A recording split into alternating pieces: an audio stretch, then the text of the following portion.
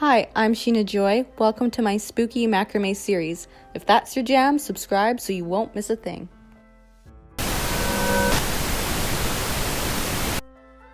For this project, you'll need sticks, embroidery floss, stones, feathers, hot glue, and scissors.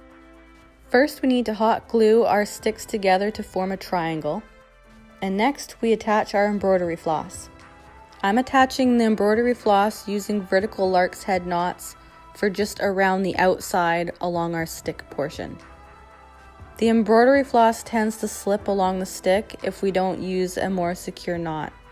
That's why I chose to use the vertical lark's head knots, but I'm only going to use these knots around the outside along the stick portion.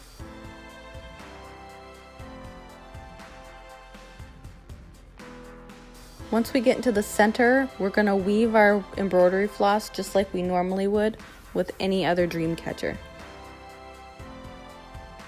Just a heads up, it doesn't look very proud at the beginning, but once you weave and you get closer into the center, it starts looking more like a traditional Dreamcatcher.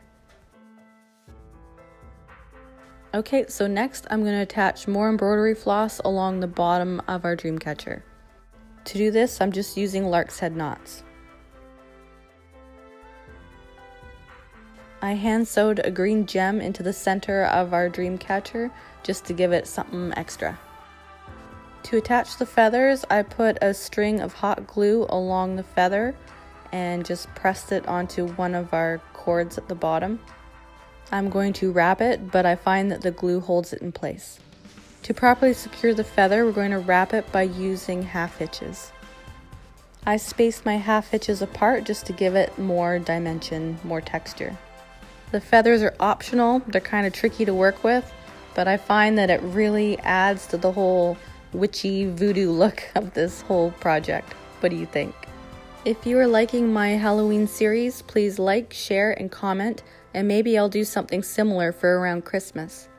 Don't forget to subscribe, and here are 2 more videos I think you'll enjoy. I'll see you over there.